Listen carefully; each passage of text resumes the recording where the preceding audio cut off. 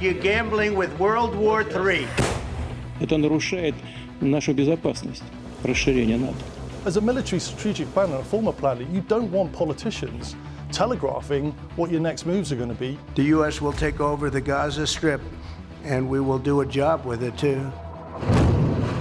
A peacekeeping force does not exist with a ceasefire.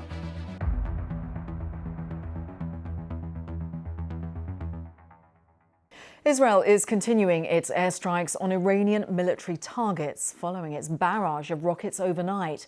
Several of Iran's military leaders and 6 of the nation's top nuclear scientists were killed, with state television reporting that civilians, including children, are among the dead. Well, the operation, called Rising Lion, targeted Iran's nuclear sites and also the capital, Tehran, killing, among others, the leader of Iran's most elite military unit, the powerful Islamic Revolutionary Guard. Iranian state media say that 78 people, including children, were killed in Tehran alone. The figure has not been independently verified, and of course we'll bring more on that as and when we get it. Now, in a video statement, the Israeli Prime Minister Benjamin Netanyahu said that his country has launched Operation Rising Lion to roll back the Iranian threat to Israel's very survival. Well, we can cross over to speak to the Security Brief's Mikey Kay, former senior officer, assault helicopter pilot in the British military, joining us live from France. Of course, this is happening. It's happened so quickly, we didn't even get time to get you into the studio, Mikey, so it's good to see you remotely. Just when it comes to what was targeted by the IDF, by Israel inside Iran, talk us through it. Yeah, hi, Kasia. It's a hybrid target set, if you like, not an unsurprising one in terms of the IDF's objective to ameliorate or attrit or degrade Iran's nuclear aspirations. Let's take a look at this slide, please. Let's go slide on the target map. Not an unsurprising target set there, if you like. You've got some military bases out to the left or to the west of Iran on the Iraqi border. You've got Tehran in yellow at the center top there, and around the center of the screen, you've got Natanz. Let's just have a quick look at those. I think let's start off with Tehran. This is interesting for me. It's a target set that involved high value targets, HVTs, we call them in the military, leadership inside the Iranian Guard Corps. You alluded to it earlier, but it was the chief of the IRGC, which is Iran's most prominent military capability. Let's go slide. Let's take a look at this individual. This is Hussein Salami. He is the IRGC Guard's chief, killed in an airstrike. So he's literally, a massively important person when it comes to military planning inside Iran. Additionally to him, the chief of the Iranian Air Forces, if you like, regarded as the architect of the Iranian Shahed drone program.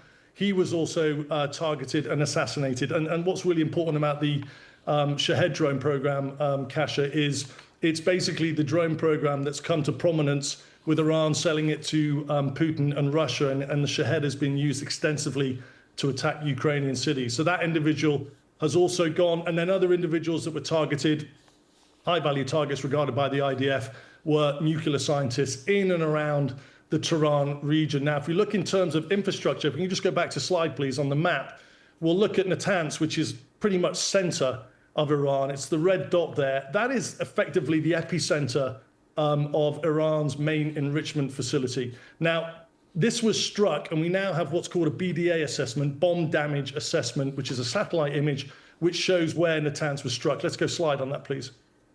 4 areas you can see basically across the facility. Reports from the IAEA, which is the International Atomic Energy Agency, indicate that the nuclear facility was severely damaged in the strike, although the actual specifics and details of where we can see those areas of destruction, they need to be interrogated a little bit more to work out what those areas do inside the facility. Let's obviously go, let's go back slide again to the map, please. On the left-hand side of the map now, up towards the Iraqi border, Tabriz, Pirin Shah and Kermanshah, they're target sets that are associated with Iranian military capability, likely ballistic missile facilities and radar sites, which the IDF also targeted, Kasia, in October last year after Iran launched a massive ballistic missile and drone attack, over 180 projectiles in October. So I think the culmination of all of this information is that, Kasia, given that Iran relies on engines from North Korea for its ballistic missile program, it relies on sodium percolate from China. Sodium percolate is the chemical that's used for the solid fuel propellant that goes or propels the ballistic missiles. This will hurt Iran in a big way, and it's not going to be able to redevelop and re-energize that ballistic missile program anytime soon, although it won't be through lack of trying. Indeed. And so that, Mikey, was the damage done. When it comes to the IDF and its attack, just talk us through how this attack was launched. Yeah, and Kasia, I don't think this operation should be underestimated. Indications suggest over 200 Israeli Defense Force aircraft in 5 waves of strikes, including, and we've spoken about this on the security brief before, the F-35 fighter, which has stealth capability. Let's take a look at the F-35. We've talked about it before in the security brief. The IDF has just under 40 of these. They're about 100 mil a unit a pop for an aircraft. But what's important about these for this particular operation is it's got what's called a low RCS, Kasia, a radar cross-section. So it basically allows the F-35 to get closer to the target with a reduced radar cross-section in order to improve the success of the target, especially if that target is a surface-to-air missile system, for example. Other likely aircraft within these packages, these 5 waves, are the F-15 and the F-16. All of these aircraft, incidentally, are supplied by the US to Israel. And the F-15 and F-16, they can carry a cruise missile capability. What that gives them, Kasia, is the ability to deep strike from far away, again, reducing the risk on the pilots and the aircraft and increasing the probability of success on those strikes. And they'll be going after Iran's surface-to-air missile systems, a layered surface-to-air missile system, not too indifferent to the Iron Dome, but not as capable. So differing aircraft into capability waves from what's called SEAD, suppression of enemy air defense, which gets rid of all the surface-to-air missiles. And then in come the other jets with the cruise missile capability or offensive strike capability to be able to clear the way. So that's effectively the way that it was conducted. Mikey, as we talk, I'm just keeping an eye on Israel's televised briefing. They're saying that, an official there saying that these strikes were due to incoming Iran attacks. So just a line there, and we'll keep an eye on it. But when it comes to Iran itself, they also have some form of layered protection system to protect themselves from airstrikes from Israel. Yeah, they do. It's tiered, it's layered, it's tiered, a little bit like Iron Dome. It's nowhere near as capable as Iron Dome. Let's take a look at the major component of that. It's let's go slide. This is the S-300 anti-aircraft missile system. There'll be no surprise to hear that is designed and developed and supplied by Russia. That goes out to about 200 kilometers.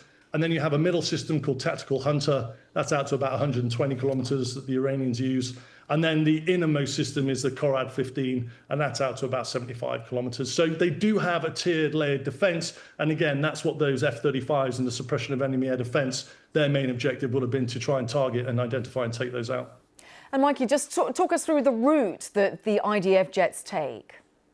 Yeah, I was looking at Flight 24, and this is quite fascinating. Let's go slide and look at a little bit of the geography of the area. On this slide, on the left-hand side of the screen, you can see Israel. In between Israel and Iran, which is in the white on the center and right of the screen, you've got Syria, Iraq, and Saudi Arabia. What would make most sense to me, Kasia, in terms of the path of least resistance and the most direct route, would be across Iraqi airspace and into Iran. I think what's really interesting is if we can go to a slide of the flight radar map and the software. This is it here. Hopefully this will, is it? Brilliant. Okay, hopefully this will move in a moment. But if it doesn't, what you can see here is basically Iraqi airspace. You've got Baghdad in the center of the screen there, and then Iranian airspace was completely shut down and cleared rapidly after the operation started. So to me, the fact that Iraqi airspace was shut down and cleared means that would be a viable option for the IDF to use in terms of striking Iran. And just so the viewers know, the aircraft that you can see, if we just go back to that slide, please, back slide. These basically are civilian air traffic. They're airliners, all have what's called a transponder, which has a 4-digit code that civilian air traffic is required to basically put up. It will be given to them by air traffic, and secondary surveillance radar will see each one of those. So basically, this software can see every single aircraft that's airborne, and you can see right in the middle of that screen there that Iran and Iraq were cleared. And obviously, that's a good thing, Kasia, when it comes to deconfliction and the reduction of risk on civilian air traffic when you've got military activity in the area. Yeah, it's staggering when you look at it like that it's completely cleared. Now, just this week, the UN's International Atomic Energy Agency said that Iran had failed to comply with its non-proliferation obligations for the first time in 2 decades. Mikey, could that be what prompted this strike, or has it been in the planning for quite some time? Kasia, I think the answer to that is a combination of both. So, we've seen the negotiations going on between the US and Iran, and contingency planning, or com planning as we call it in the military, that will be required because behind every soft power negotiation, you need a hard power big stick. And that's what effectively the US would have been planning for. It's what Netanyahu administration would have been planning for a long time. What would they be planning? What would they be looking at? Let's just take a look at a slide and look at Iran's nuclear facilities. As you can see, they're quite extensive and they're quite spread over Iran. But an operation like this, looking at those sites in Iran, is a massive amount of detailed planning. We can see the Natanz, which was targeted on this airstrike. But interesting, above that in green, you've got Fordow. That's a secondary enrichment site that is more fortified, that has more surface-to-air missile systems around it, making it hard to penetrate. You've then, to the left of that in yellow, you've got Iraq. That's basically it's a water facility used to cool reactors, but also as a byproduct of that cooling, you get plutonium, and that can be weaponized as well. And then just interestingly, down into the bottom left of Iran, you can see that red dot, Bushehr. That is Iran's only nuclear power plant that is currently in use. And that uses not enriched uranium from Iran, but it uses enriched uranium from Russia. So all these areas will have been scrutinized heavily by IDF military intelligence, by planners. Also, the readiness states of capability, they will have also been prescribed. So if a trigger mechanism was initiated, the plan was set. So, and just when it comes to Israel, they say that they have never officially claimed to have nuclear weapons, although it's understood that they do. Iran has been building its program for decades. Mikey, how far off are they, and what actually constitutes a nuclear weapon? Yeah, let's just unpack that a little bit. Let's start with Israel. There is very little transparency on Israel's nuclear capability. It does not confirm and it does not deny the existence of a nuclear arsenal, but it is widely believed that Israel does possess a nuclear capability for sure. What it looks like in numbers, that's uncertain. In terms of delivery systems, the IDF